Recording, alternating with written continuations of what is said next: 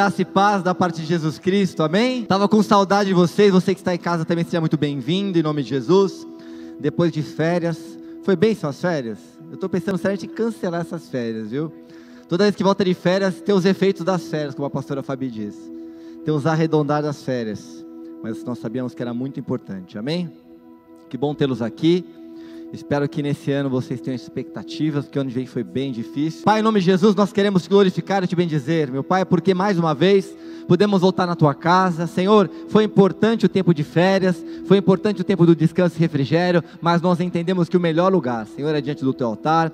Colocamos diante de ti nesta tarde as nossas coroas, os nossos corações, e reconhecemos, meu Pai, que só o Senhor é Deus. Declaramos Jesus como nosso Senhor e Salvador. Chamamos o teu Espírito Santo para que ele tome o controle completo, meu Pai, das nossas vidas a partir de agora. Senhor, nós denunciamos, Pai, tudo que tenta aprisionar as nossas mentes. Decretamos agora libertas as mentes em nome de Jesus. Declaramos mentes conectadas ao Senhor. Declaramos corações quebrantados e contritos em nome de Jesus. Decretamos o céu se manifestando. Paralisamos as obras do inferno, meu Pai. Amarramos, expulsamos, Pai, em nome de Jesus, e entregamos nas mãos dos santos anjos, meu Pai, para que por eles sejam decapitados e mutilados e aprisionados eternamente. Damos boas-vindas aos teus santos anjos e que possamos, meu Pai, neste ano, meu Pai, construir e edificar para o Senhor coisas maravilhosas. É o que nós oramos e agradecemos em nome de Jesus. Amém. Aplauda Jesus, amém?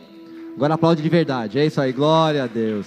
Meus amados, Deus colocou uma palavra no meu coração do que seria esse ano, uma palavra profética. Ele dizia para mim o seguinte, lá em novembro, dezembro, que esse ano nós construiríamos algo memorável para Deus, amém? Então Deus me preparou para que eu ministrasse a ceia, eu falei sobre isso. Na reunião dos líderes, semana passada eu falei sobre isso, uma reunião de quase 6 horas. Uma reunião que direcionou aí o que nós vamos fazer nesse ano, e eu quero compartilhar com vocês. Deus falou que nós precisamos construir algo para Ele, porque se o avivamento está perto, e o avivamento é tornar memorável uma promessa de Deus visível a todos, nós temos que fazer parte disso, construindo algo, estabelecendo algo que as pessoas possam ver. E na ceia eu falei sobre isso no sentido de memoriais, né? De que quando o povo passou o Jordão, uma das orientações é, chama 12 príncipes, eles vão pegar uma pedra, vão passar o Jordão, e vão estabelecer essa pedra um memorial, para que haja sacrifício, para que todas as gerações pudessem ver que aquilo ali conta uma história, que aquilo ali estabeleceu um tempo novo. É disso que nós estamos falando. Sem saber, o Heitor falou sobre Lucas 7, sobre aquela mulher que pegou um vaso de alabastro, que valia 500 denários, valia muito dinheiro, e diz que ela quebrou aos pés de Jesus, e diz que todos se escandalizaram, que todos cobraram de Jesus uma postura, e falou, opa, pode parar, porque os pobres sempre os terei convosco, mas essa mulher, o que ela fez agora, ela me ungiu, me preparando para a sepultura, e isso que essa mulher fez, vai se manifestar como memorial, para que seja contado,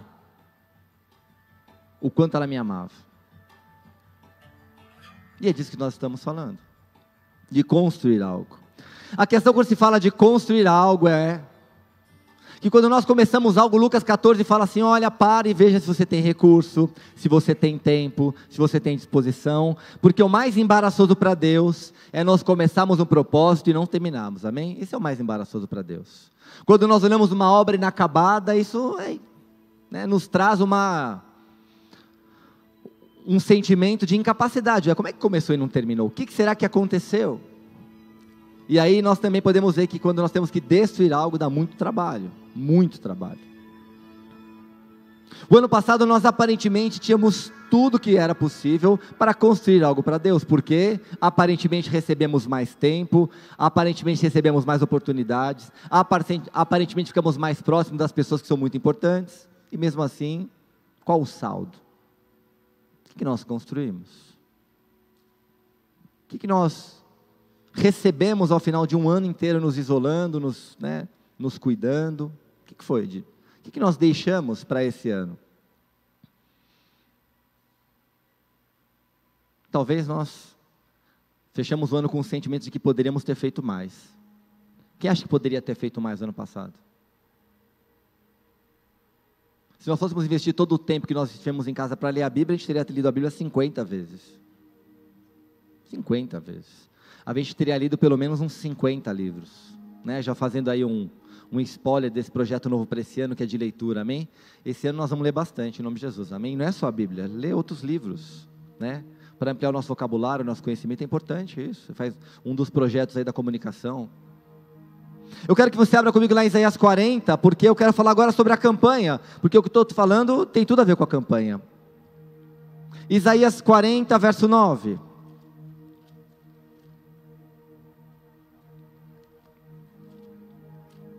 Diz que agora Deus está dando uma ordem ao povo dele. Amém? Uma ordem. Diz assim: ó Sião, que anuncia as boas novas. Então está dizendo que existem pessoas que anunciam as boas novas. Quem são essas pessoas? Levanta o teu bracinho. Nós anunciamos as boas novas. Então Deus está fazendo agora uma separação entre aqueles que confessam a Jesus e aqueles que não confessam. Olha, vocês que têm boas novas e anunciam.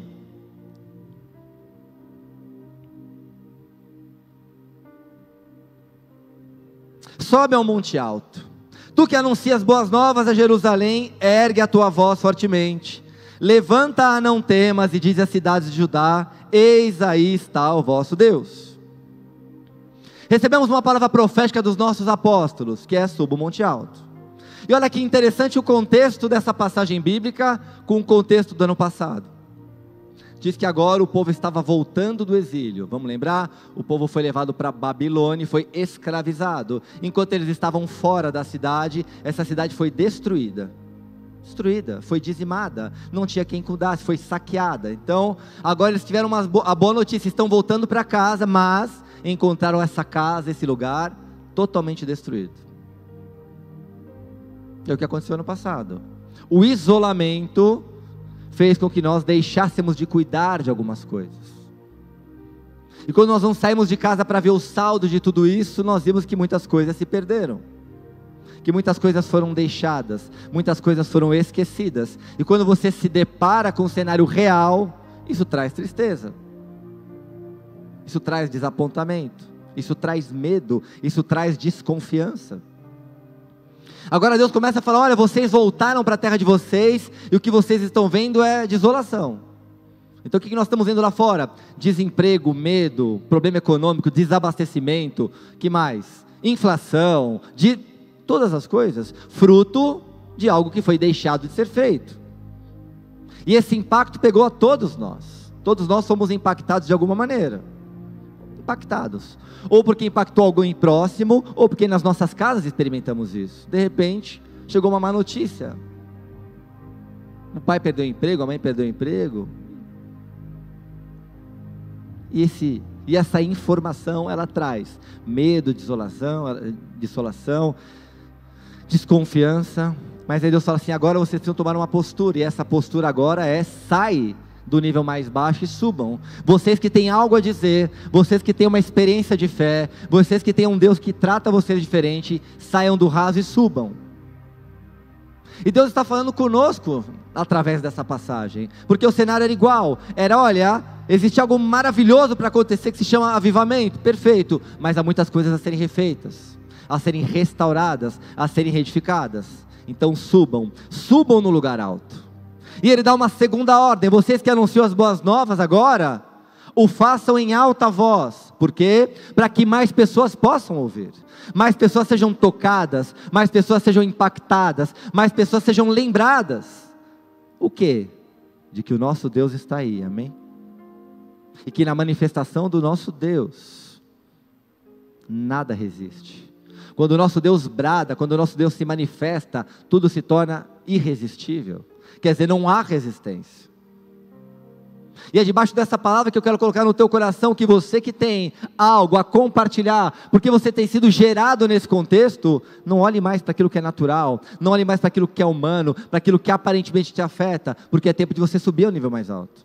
Pastor Odair pregou sobre isso, não só no monte físico, que é muito bom, mas na questão da perspectiva de fé, de conhecimento, de maturidade, de posicionamento, de habilidade.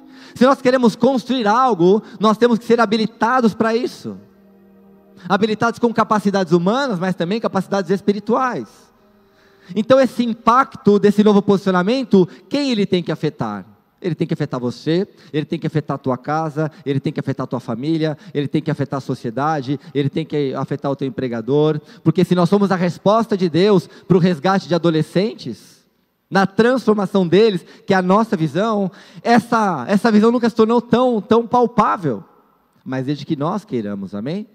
E essa escolha é uma escolha individual, e ela não importa se você tem 12 anos, ou se você tem 46 anos, é do mais novo ao mais velho. Por quê? Porque Deus precisa que agora os filhos se levantem, e os filhos coloquem a mão na massa definitivamente, para preparar a volta de Cristo, amém? E um dos pontos dessa campanha é que todos nós colocaremos os nossos pedidos, os nossos sonhos, os nossos projetos, e tudo isso será depositado na urna, amém? E no dia 21, essa urna vai ser entregue aos intercessores, para que possa ser levado no monte consagrado a Deus, amém? E nós também vamos fazer isso, essa é uma das direções. Eclesiastes 3, uma das passagens mais conhecidas da Bíblia, ela fala sobre tempo, que há tempo.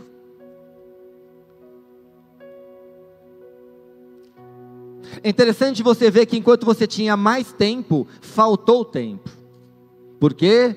Porque faltou algo importante para nós, a capacidade de discernir como aproveitar melhor esse tempo cronológico. Existe um tempo onde um dia tem 24 horas, uma hora tem 60 minutos, e nós não soubemos aproveitar. E eu vou te dizer por quê. Porque nós não havíamos nos preparado para quê? Para um propósito. Porque se eu construo algo, esse algo tem que ter um propósito. Se eu construo uma casa, qual é o propósito dessa casa? Essa casa tem que me abrigar, essa casa tem que me dar segurança, essa casa tem que ser confortável, essa casa tem que ser protegida. É o propósito de uma casa. O interessante é que se você não der propósito para aquilo que você está construindo, isso vai ser perecível. Há várias construções em toda São Paulo, em toda Barueri e Osasco, se deteriorando, sabe por quê? Porque foram construções que não faziam sentido nenhum, não tinham propósito nenhum, e não serviu a ninguém. Não serviram a ninguém. Se não serviu a ninguém, ela vai deteriorar. Faz sentido para você isso? Deteriora.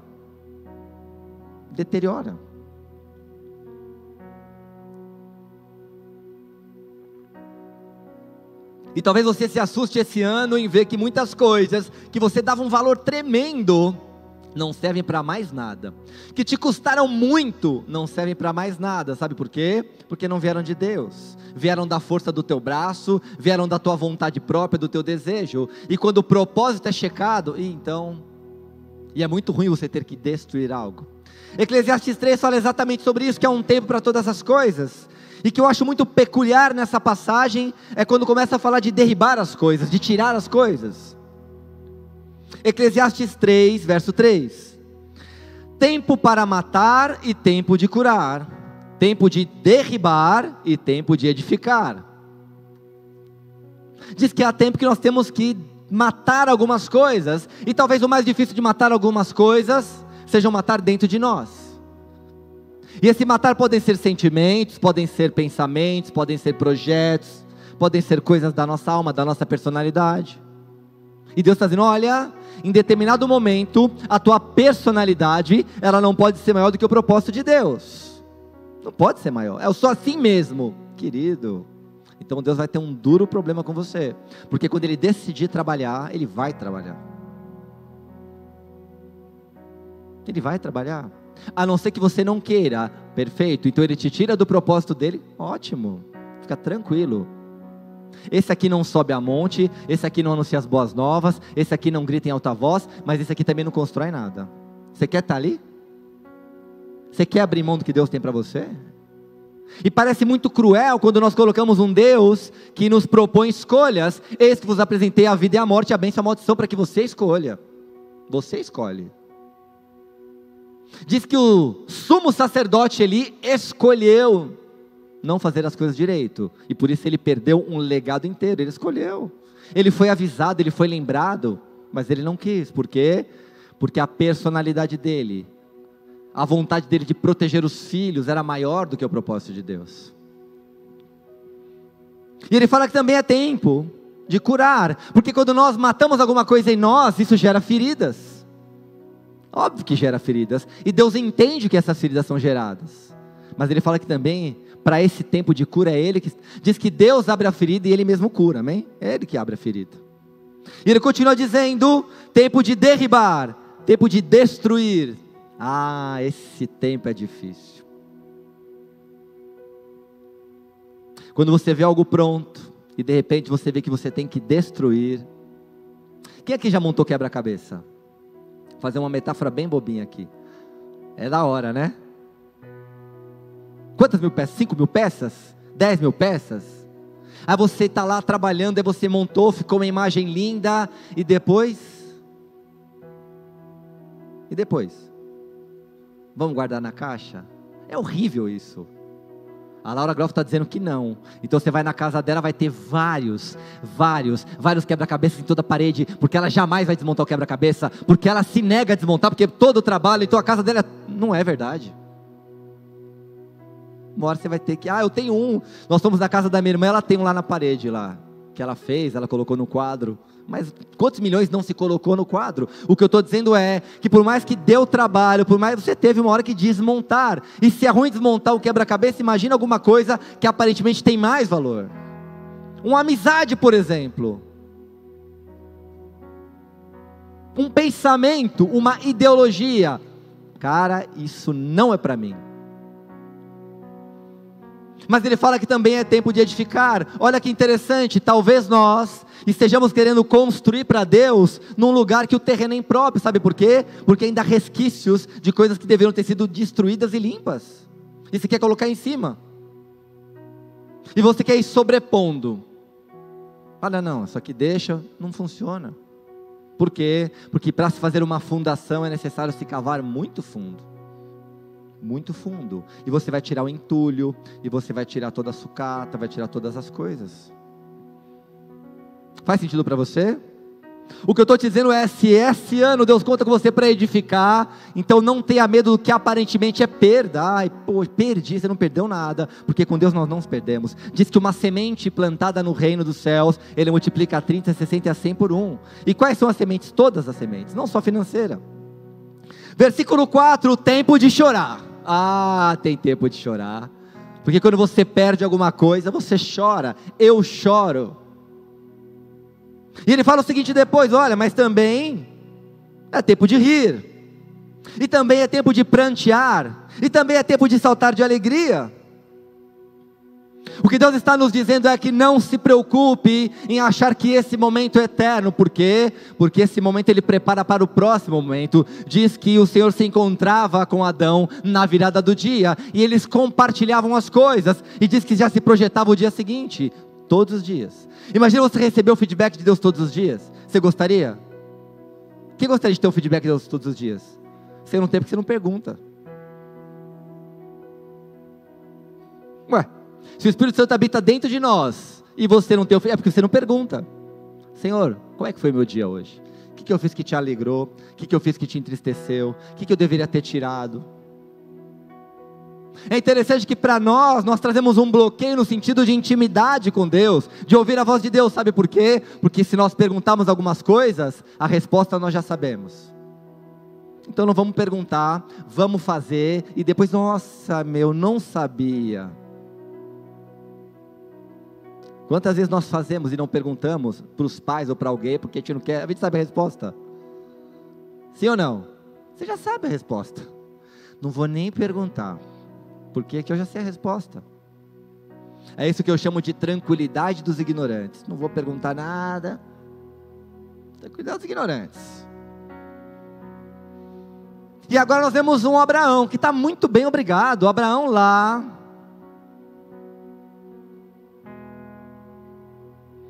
próspero, tudo construído, lá no Iraque, lá na Babilônia, rico, próspero, reconhecido, autoridade. Meu Deus do céu, cara, Abraão era o cara.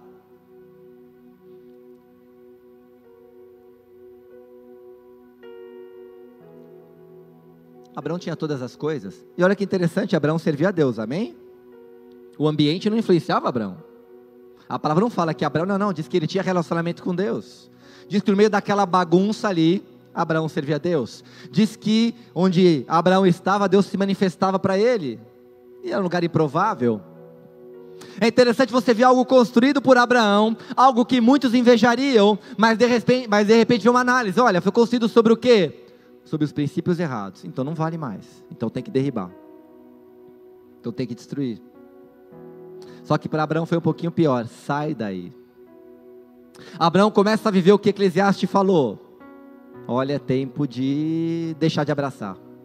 É tempo de ir embora. É tempo de se afastar. É tempo de chorar. Quando nós pegamos a passagem de Abraão largando, saindo, ele largou tudo que ele tinha. Tudo que ele tinha. Família toda. Tudo. Uma história, uma vida. Tudo. Sabe para ir para onde? Ele não sabe ainda. Vai para o lugar que eu ainda vou te mostrar. Você acha que Abraão se entristeceu ou não? Quem aqui anda com Deus? Se ele falar para você agora, larga tudo, você não vai ficar triste? Pô, óbvio que vai ficar triste. Imagina Abraão que tinha tudo constituído. Talvez não fizesse o menor sentido para Abraão, porque tudo ele serve a Deus, ele não tem nada a ver com os outros. E diz que agora ele recebe uma ordem: sai da tua casa, da tua parentela e vai para o lugar para onde eu te mostrar. É tempo de chorar. Mas ele foi. Mas ele fez uma escolha. E a partir de agora se desenrola uma história muito linda, porque agora, olha que lindo. Todo mundo fala de confiança, amém? Confiar em Deus. O que é confiar em Deus? O que é confiar em alguém? Eu falo que eu confio na Tainá, isso significa o quê? Qual que é o significado de confiança? Eu confio em Deus, eu confio em vocês. Qual que é o significado disso na prática? Se apoiar, um pouquinho mais profundo. Quem aqui confia em Deus? Beleza. Quando você diz que você confia em Deus, você está dizendo algo muito mais profundo, certo? Então eu estou dizendo, olha Senhor, eu estou te entregando o poder da vida e da morte sobre a minha vida. Eu estou entregando agora o poder de depender do Senhor até a morte. É isso que é confiança. Confiança é a capacidade intelectual, não emocional, de entregar a tua vida para alguém. Quando eu falo que eu confio no Camargo, significa, olha Camargo, eu estou entregando nas tuas mãos a minha vida a tal ponto que eu corro o risco até de morrer. Porque eu confio que você vai guardar minha vida. É isso que é confiança. Um pouquinho mais forte, né? Eu confio. Quando nós falamos de relacionamento de pai e mãe, olha, quando você fala eu confio no teu pai, teus pais morreriam por você, pode ter certeza disso, certo Lira? Os pais morreriam pelos filhos? Boa parte pelo menos. Quantas mães e pais já choraram os seus filhos que falam assim, olha, eu queria estar no lugar deles. Minha mãe perdeu um filho com 30 anos, ela falou assim, eu queria estar no lugar dele. E falou isso o resto da vida dela. Por quê? Porque é um amor muito profundo. E agora a história de Abraão começa a se desenrolar. E é interessante, quem já recebeu uma palavra profética? É maravilhoso. Maravilhoso. Receber de Deus um propósito dele para a gente é maravilhoso. A questão não é tomar a decisão baseado numa profecia. Isso é fácil. Havia uma promessa para Abraão, não havia? Qual que era a promessa? Cara, conta as estrelas, conta os grãos de areia, essa vai ser a tua descendência. Pô, meu. A questão nossa não é depender de uma profecia. A nossa questão não é tomar uma decisão, mas a questão é viver pela profecia. Você já parou para pensar? Você só poder depender da palavra profética, foi isso que Abraão fez. Só depender da palavra profética. Não é mais, sai da tua casa, beleza, e agora? Cara, você vai ter que depender agora todos os dias da tua vida dessa palavra. Que eu vou te sustentar, que você não está sozinho. Você consegue entender a profundidade disso? Mas para quê? Para Abraão construir algo sólido. Gênesis capítulo 13, diz que nessa trajetória, com um pouquinho de medo de ficar sozinho, diz que ele levou Ló, o sobrinho dele. Gênesis 13. Só que a ordem de Deus foi específica, sair da tua terra e da tua parentela. Então família são descendentes diretos, parentela são os indiretos. Sobrinho é o quê? Parentela. Então ele não era para levar. Gênesis 13, verso 14. Aí diz que agora começaram a brigar e Deus começou a prosperar os caras. Prospera. E agora começam os pastores de Ló a brigarem com os pastores de Abraão. E agora Abraão fala assim, Ló, é impossível nós ficarmos juntos. É interessante que nós vemos o seguinte, Ló colheu onde ele não plantou, porque a bênção de Abraão foi manifesta para Ló, prosperou demais. E diz que Ló não teve dúvida, ele olhou o cenário, de um lado ele viu os montes, as pedras, e do outro lado ele viu as campinas de Sodoma e Gomorra. O que ele escolheu? Sodoma e Gomorra.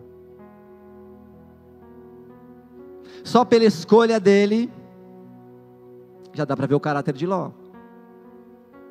O que Ló deveria ter feito? Pelo princípio da honra? Não, tio. Você escolhe primeiro. Eu estou aqui de favor. Diz que Abraão, você escolheu lá, não tem problema, eu vou para o outro lado.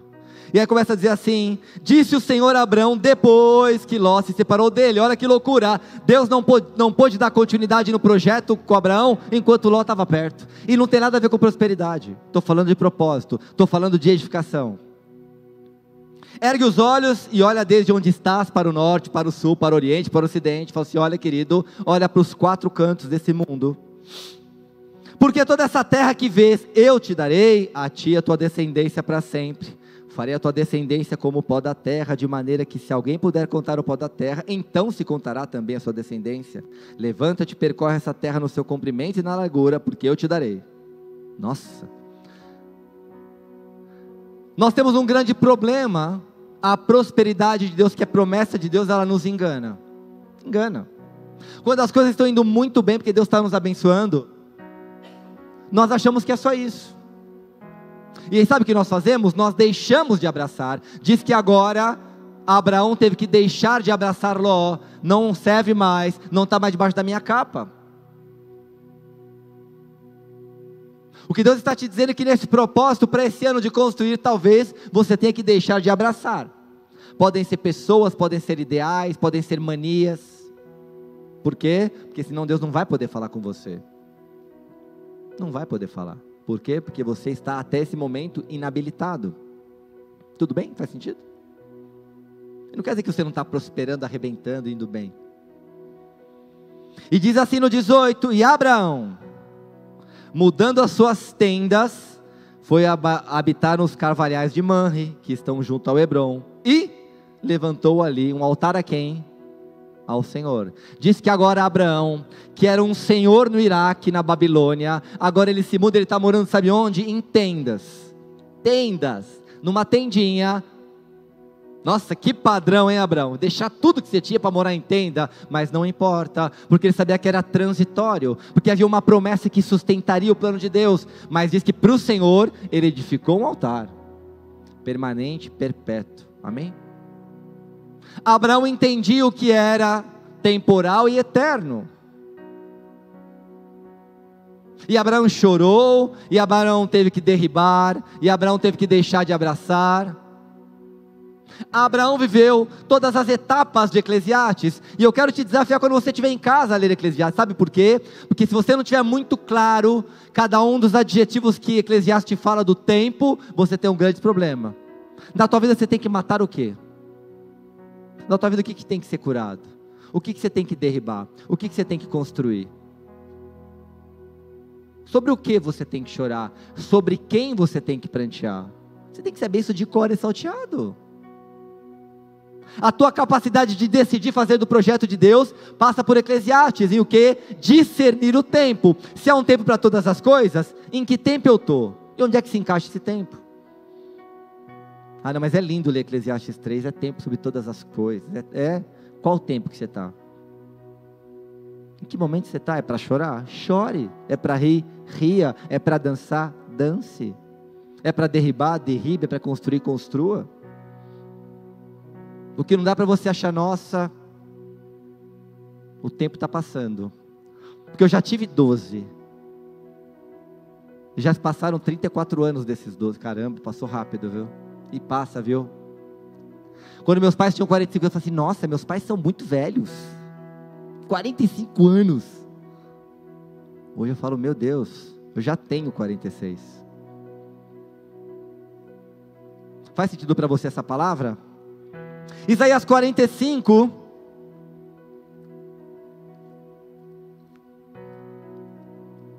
o que Deus está te dizendo, olha, pare agora e comece a projetar o que você deseja para esse ano, porque Deus, Ele quer contar com você. Mas ele precisa do teu posicionamento. Não dá mais para brincar de ser crente, não dá mais. E quando eu falo ser crente, não é religião não. Não é falar paz de Cristo, a paz do Senhor, paz de Deus, não é isso não.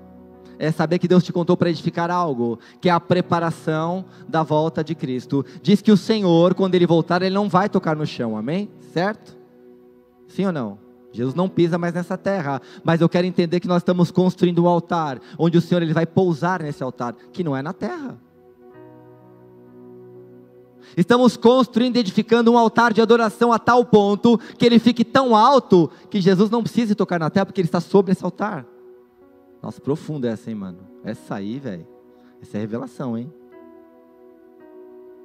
Porque Jesus flutua.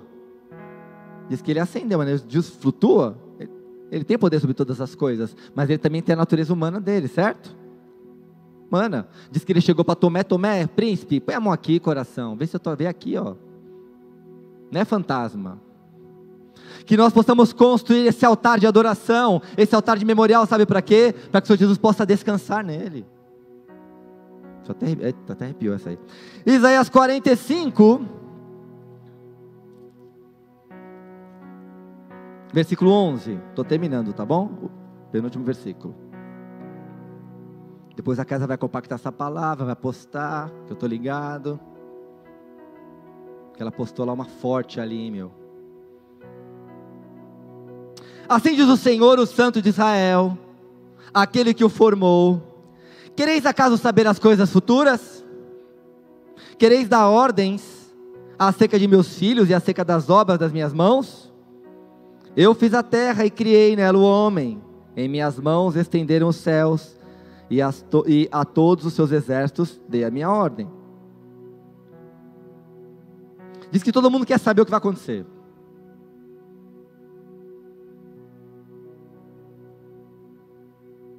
Todo mundo pergunta sobre isso.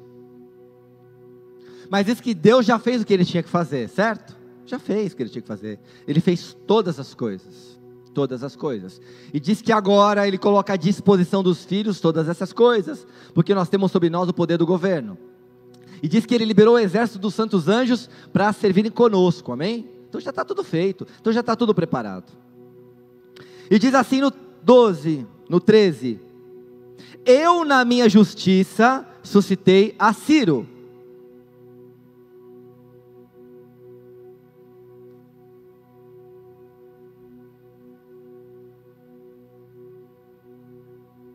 E todos os seus caminhos endireitarei. Então olha só que loucura, diz que ele chamou Ciro. Quem era Ciro? Era um rei persa, tá bom? Persa que era da origem dos medos, que eram os inimigos do povo de Deus. Deus escolheu um rei persa. Um rei persa. Escolheu alguém que era do povo inimigo de Deus. Meu Deus. E diz que ele fala assim, olha, eu escolhi esse cara aí, porque esse cara tem algo diferente, mas eu preciso dar uma ajustada nesse cara. Diz que agora Deus endireitaria as veredas dele, Ciro. Para quê? Ele edificará a minha cidade e libertará os meus exilados, não por preço nem por presente, diz o Senhor dos Exércitos. Deus agora viu que há algo diferente no coração do rei Ciro, o rei que liberou, que assinou o decreto que liberaria os exilados da Babilônia. Foi ele que assinou, ele liberou. E diz que lá naquela passagem ele também fala assim, olha, tudo que foi roubado por Nabucodonosor do templo também seja devolvido. Então tira tudo que foi roubado e usurpado, agora volta tudo, porque eu preciso reedificar a casa de Deus, eu preciso reedificar a cidade de Deus. E o que eu acho mais lindo nessa passagem, é que diz assim, olha, ele vai fazer tudo isso, sabe por quê? Porque ele abraçou meu propósito, não vai ser nem por presente e nem por valor, nem por preço, não vai fazer para ganhar nada. Qual era o ganho de Ciro, rei, de fazer o propósito desse, que falava que não foi nem por dinheiro, e também não foi por vaidade, e não foi por presente, foi porque ele entendeu que ele podia fazer parte de um propósito que era muito maior do que o reinado dele, amém? Do que a história dele. Olha, você pode escrever uma história linda, eu tenho certeza que vocês vão escrever uma história linda na terra. Mas não pense que a tua história sozinha na terra pode ser maior do que a história que você pode escrever para Deus. O que nós precisamos escrever é uma história onde Deus é o principal, onde Jesus é o principal. É essa história que nós temos que escrever.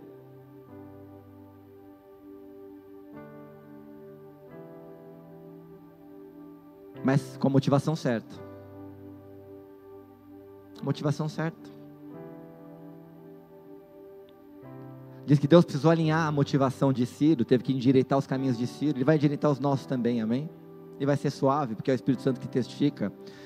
Segundo Crônicas 36, último versículo. Estou de parabéns, hein, mano?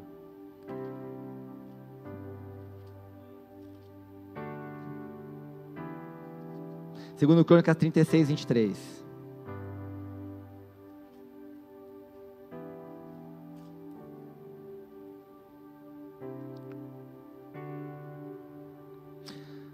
Assim diz o Senhor, 36, 23, tá bom? Último versículo. Assim diz Ciro, rei da Pérsia, o Senhor, Deus dos céus, me deu todos os reinos da terra, e me encarregou de lhe edificar uma casa em Jerusalém, que está em Judá. Cara, olha isso, cara. Diz que Deus deu para Ciro todas as coisas. Eu quero te dizer que das pessoas daquele tempo, que poderiam ter sido escolhidas para edificar algo para Deus, o mais improvável era Ciro. O mais improvável. Ele não era judeu.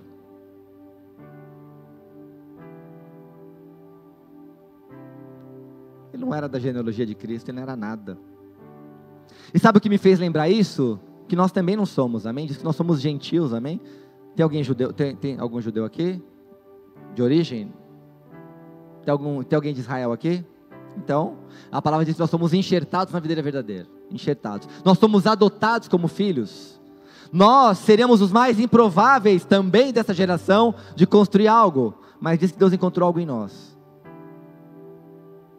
E eu vou te dizer, é a sinceridade e a confiança de que por mais improváveis que nós chegamos, Ele conta conosco. Também dá para dar um glória a Deus?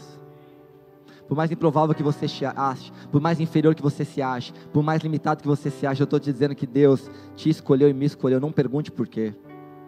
É pela imerecida graça, amém? E Ele diz assim, ó: quem entre vós é de todo o seu povo? Quem aqui é do povo de Deus? Levanta o bracinho. Então está falando com a gente. Que suba, e o Senhor seu Deus seja com ele. Agora Ciro está convocando aqueles que confessam o nome do Senhor. Olha, quem aqui é de Deus? Pode subir nesse monte alto. Sabe por quê? Porque Deus é com ele. O que eu estou te dizendo, olha, não tenha medo de subir nesse ano em lugares altos. Sabe por quê? Porque Deus é com você. Nós não só anunciaremos que Deus está aqui, mas nós declaramos que Deus está nas nossas vidas, porque Ele vai se manifestar. Vai ser o melhor ano da tua vida, o ano de mais prosperidade, o ano que as coisas vão ser fluidas demais. Sabe por quê? Porque nós encontramos graça. Nós já pagamos um preço terrível ano passado, mas nós nos mantivemos pela misericórdia e pela graça. E nós estamos aqui na casa de Deus, nem por preço, nem por presente, amém? É porque nós amamos a Deus. Eu queria que você ficasse de pé, porque eu quero orar por você. Só para você saber, nós estamos na liderança há 5 dias de jejum, amém? Sabe por quem? Por uma geração que foi escolhida para construir. Sabe o que você pode fazer? Replica isso, faça jejum também. Porque é chegado o tempo desse propósito ser compartilhado, amém? Feche teus olhos, eu quero orar por você. Senhor, em nome de Jesus, nós queremos te glorificar, Senhor, nós queremos te bendizer. Porque nessa tarde o Senhor nos insere em um novo projeto, o Senhor nos insere para um novo plano, Senhor, de edificar para o Senhor. Nós que estamos aqui, aqueles que estão em casa também em nome de Jesus, aqueles que ouvirão essa pregação não importa quando, Senhor, ao longo dos anos, mas hoje é liberado algo profético no nosso meio, algo que nasceu no teu coração e nos foi entregue. Senhor, nós queremos nessa tarde que as nossas veredas sejam endireitadas. Por isso, meu Pai, nós confessamos que nós somos pecadores, que nós somos limitados, que carecemos da tua misericórdia.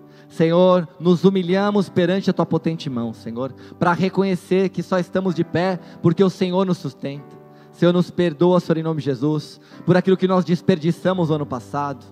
Senhor, por aquilo que nós deixamos de fazer, por aquilo que nós não retiramos das nossas vidas, que era o Teu propósito. Senhor, se não buscamos a Tua face, nem buscar a Tua voz para que nos direcionasse, se agimos por conta própria, Senhor, começamos esse ano te pedindo perdão, Senhor. Pai, pela nossa independência, pela nossa indiferença, pela nossa individualidade. Senhor, nos perdoa pelos irmãos que nós amaldiçoamos, nos perdoa pelos julgamentos, nos perdoa pela insubmissão, pela desonra, Senhor.